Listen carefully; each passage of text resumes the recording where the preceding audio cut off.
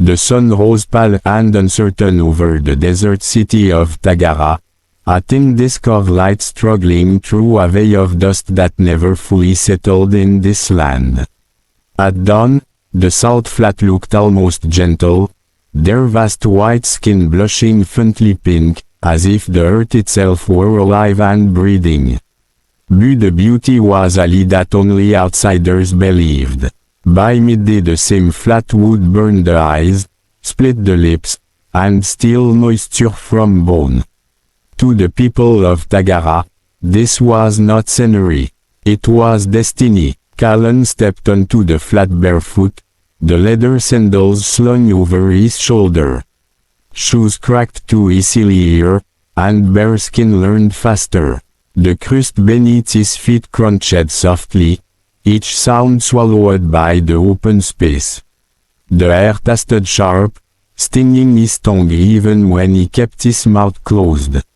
He paused, letting the sun touch his face, feeling the heat begin its slow climb. Around him, other workers spread out in practiced silence, dark figures against the endless white, each carrying the same flat iron blade, each knowing where to strike. He knelt and pressed his palm to the ground. The surface was cool for now.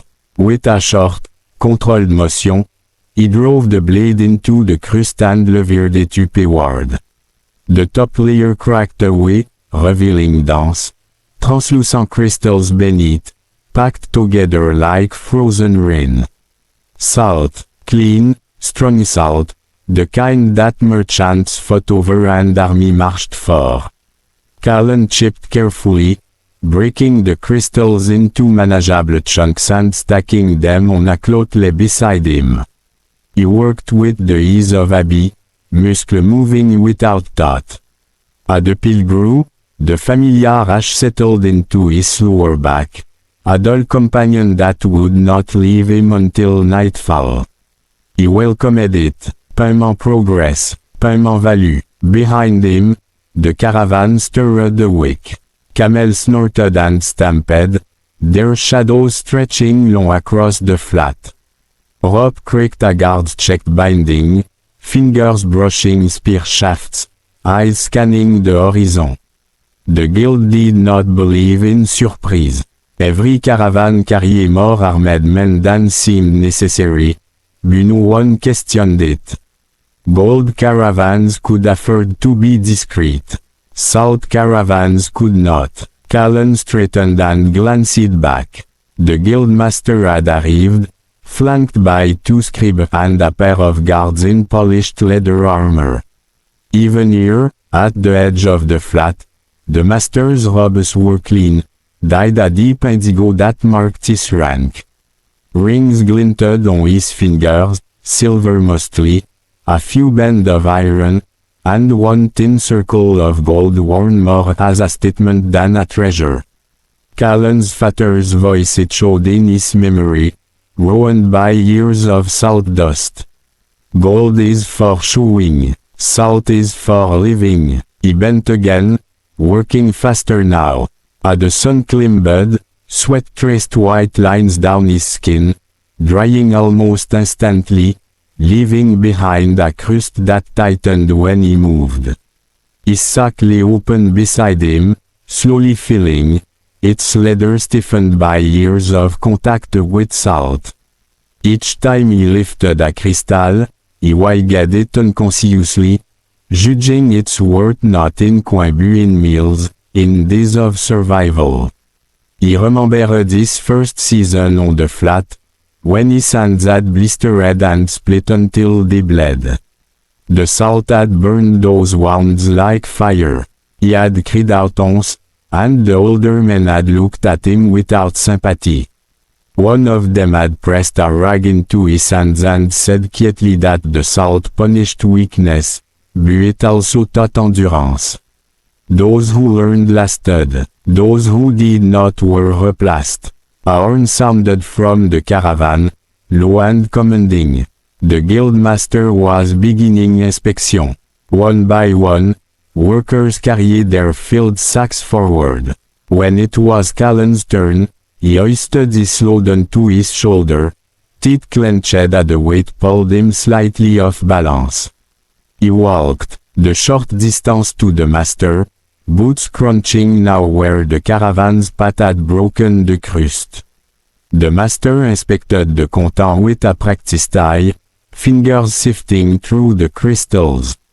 He selected one shard, holding it up to the sun. Light passed through it, clean and clear, scattering into sharp white sparks. This came from deep, the master said. More observation than praise. Callan nodded. The upper layer was thin today. The master gave a small smile. The land rewards those who listen to it. He turned the crystal in his fingers. Do you know what this will buy? Callan kept his eyes lowered. Food, he said. Time. The master nodded softly. Yes, food, time, loyalty, fear. He glanced toward the guards. In the north, this will buy 3 horses. In the west, a month of grain for a village. On the borderlands, one man's life, paid to a mercenary who asks no question. He dropped the crystal back into the sack. You carry more power than you think. Callan stepped aside, but the words stayed with him as he returned to the flat. He had seen that power at work. 11 years ago, a drought had slowed the caravans. Salt deliveries arrived late, then not at all. Within weeks, prices tripled. Within months, riots broke out in cities that had once gleamed with gold. He had heard stories of nobles offering chests of coin for a single sack of salt, of soldiers deserting when rations were cut, of treaties signed and broken over access to white crystals scraped from the earth by men like him. By midday, the heat was brutal. The flat reflected the sun so fiercely that the horizon wavered and bent. Workers wrapped cloth over their faces, breathing through layers soaked in water that warmed quickly. Callan's sack was full now, heavy enough to bow his shoulders. He tied shut and dragged it toward the caravan, leaving a faint trail in the crust behind him. As the camels were loaded, a group of travelers approached from the city, merchants, judging by their dress, and a few city guards. One of the merchants carried a small coffer, its corners reinforced with brass. Callan watched as the man spoke urgently to the guildmaster, opening the coffer just enough to reveal yellow metal inside. Gold, bright, worked into coin and tin bar. The master listened, expression unreadable. Then he shook his head. The caravan is full, he said. You should have come earlier. The merchant's face tightened. I will pay double. Everyone would, the master replied calmly. That is the point. The merchant lingered, desperation plein, but the decision did not change.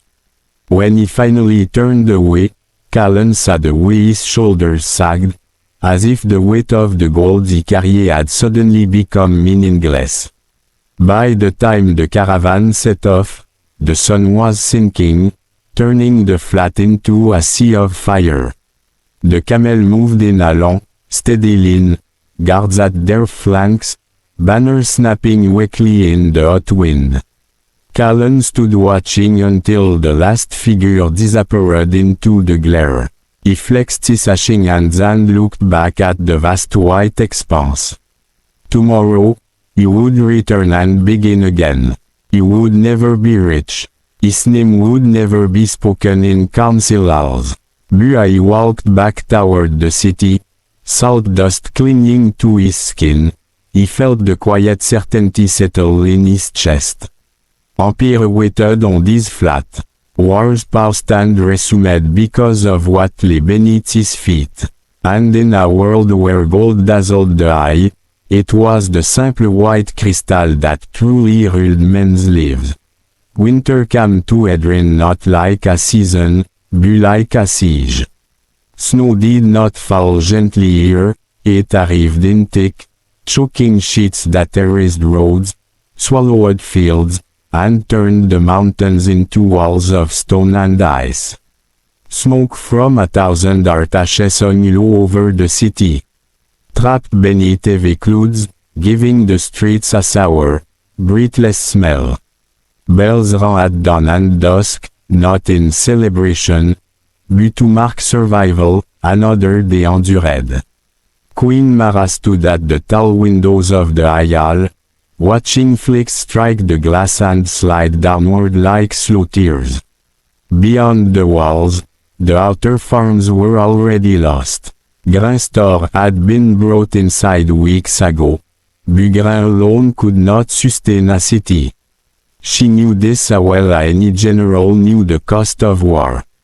Grain fed the stomach, salt kept food alive. Behind her, the council chamber murmured with restrained panic.